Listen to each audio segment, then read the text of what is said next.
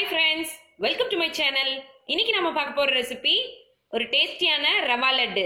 அதுக்கு தேவையானது 1 கப் ரவை எடுத்துர்க்கேன். 1 கப் ஜீனி எடுத்துக்கோங்க. 1 கப் ரவைக்கு 1.25 கப் காய்ச்சின பால் எடுத்து வச்சிருக்கேன். 3 ஸ்பூன் நெய், கொஞ்சமா முந்திரி பருப்பு உடைச்சு எடுத்து வச்சிருக்கேன். கொஞ்சம் உலர் திராட்சை, அப்புறம் ஏலக்காய் 4 ஏலக்காய் வந்து தட்டி எடுத்து வச்சிருக்கேன். அடுப்புல கடாய் வச்சுக்கோங்க. கடாய் சூடானதும் நாம எடுத்து வச்சிருக்க நெய்யில கொஞ்சமா நெய் விட்டுக்கோங்க.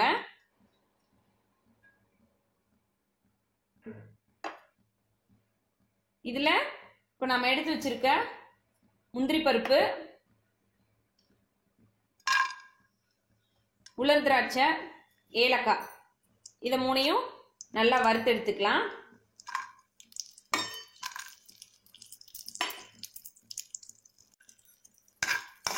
இதை வந்து பொன்னிறமா வறுத்து எடுத்துக்கோங்க.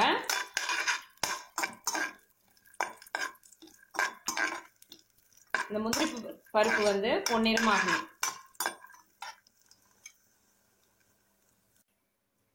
இப்போ இது நல்லா வறுபட்டுருச்சு. இதை தனியா எடுத்து வச்சிடலாம். இப்போ அதே கடாயில மிச்சம் இருக்க நெய்யை சேர்த்தாச்சு. இப்போ நம்ம எடுத்து வச்சிருக்க ரவைய இதுல சேர்த்து வறுத்துக்கலாம். ரவை வந்து ரொம்ப பொரிஞ்சுற மாதிரி ஆகிடலாம.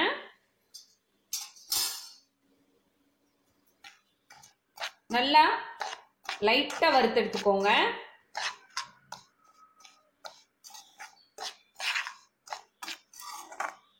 ரொம்பவும் கலர் சேஞ்ச் ஆயிடக்கூடாது. அதே நேரம் ரவை வறுபட்டு இருக்கணும்.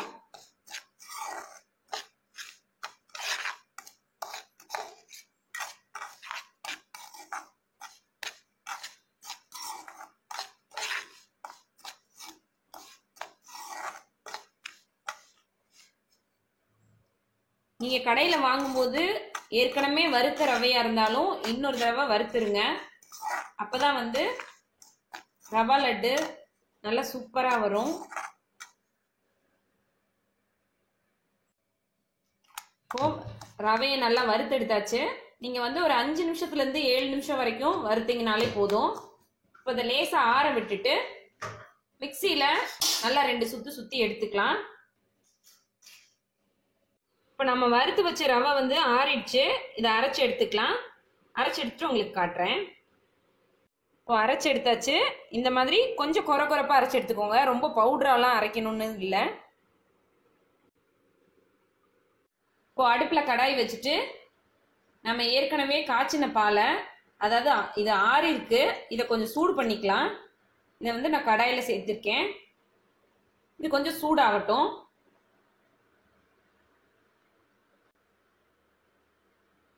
இப்போ பால் லைட்டா சூடாயிடுச்சு. இப்போ வந்து நம்ம எடுத்து வச்சிருக்க ஜீனி இதுல சேர்த்துடலாம். சேர்த்துட்டு லேசா அப்படியே கலந்து விட்டுட்டே இருங்க. அப்ப அந்த ஜீனி கரைய ஆரம்பிச்சிடும்.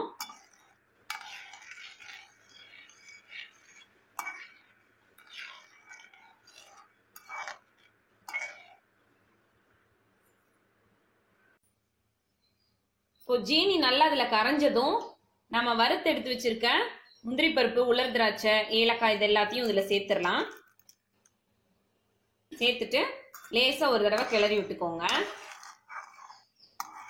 இப்போ லைட்டா கொதி வர ஆரம்பிக்கும். இப்போ கொதி வர ஆரம்பிச்சிருச்சு. இப்ப நம்ம ரவையை இதுல சேர்த்துடலாம், அரைச்சு எடுத்து வச்சிருக்கத.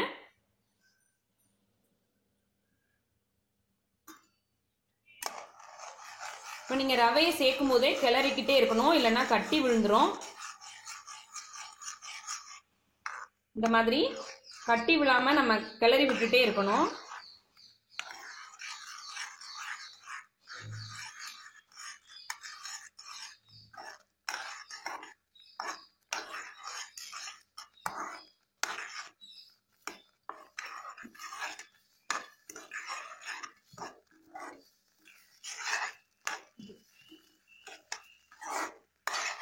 இந்த மாதிரி கட்டி சேராம நல்லா அப்படியே கிளறி விட்டுட்டே இருக்கணும்.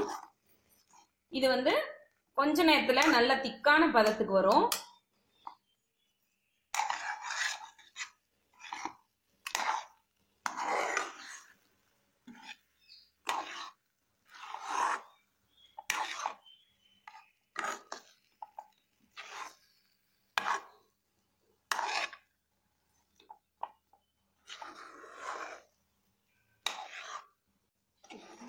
இந்த மாதிரி நீங்கள் கிளற ஆரம்பிக்கும் போது அடுப்பை வந்து சிம்மில் வச்சுக்கணும். ஜாஸ்தியாக வச்சிங்கன்னா அடியில் வந்து ஒட்ட ஆரம்பிக்கும்.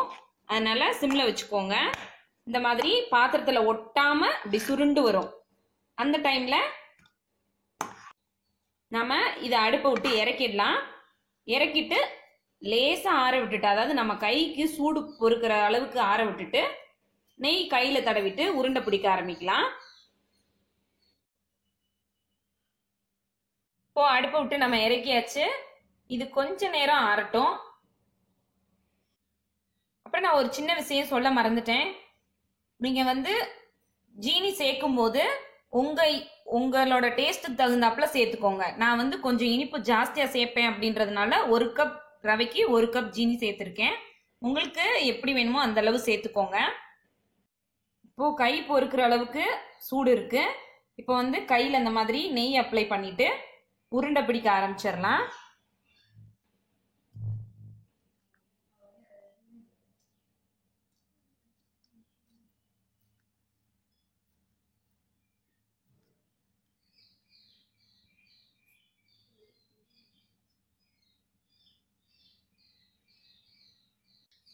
இதே மாதிரியே நம்ம இருக்க எல்லாத்தையும் உருண்டை பிடிச்சு எடுத்துக்கலாம். இந்த ரவா லட்டு வந்து ரொம்ப ரொம்ப டேஸ்டியாக இருக்கும். குட்டி பசங்க மட்டும் இல்லை, பெரியவங்களும் ரொம்ப விரும்பி சாப்பிடுவாங்க. நீங்கள் ஒரு தடவை ட்ரை பண்ணி பார்த்தீங்கன்னா அடிக்கடி இதே மெத்தடில் தான் செய்வீங்க. பாருங்க, நம்மளோட டேஸ்டியான ரவா லட்டு சூப்பராக ரெடி ஆயிடுச்சு. நீங்களும் உங்க வீட்டில் ட்ரை பண்ணி பாருங்க. கண்டிப்பாக எல்லாருக்கும் ரொம்ப பிடிக்கும். ட்ரை பண்ணி பார்த்துட்டு கமெண்ட் என்னன்னு சொல்லுங்க. இந்த வீடியோ உங்களுக்கு பிடிச்சிருந்ததுன்னா லைக் பண்ணுங்க, ஷேர் பண்ணுங்க. மறக்காம இந்த வீடியோ கீழே இருக்க ரெட் கலர் சப்ஸ்கிரைப் பட்டனை கிளிக் பண்ணி சப்ஸ்கிரைப் பண்ணுங்க. அப்படியே பக்கத்துல வர பெல் ஐக்கானையும் கிளிக் பண்ணுங்க. அப்பதான் நான் இனிமேல் போட போற வீடியோஸ் எல்லாம் உங்களுக்கு நோட்டிபிகேஷன்ல காட்டும். தேங்க்யூ.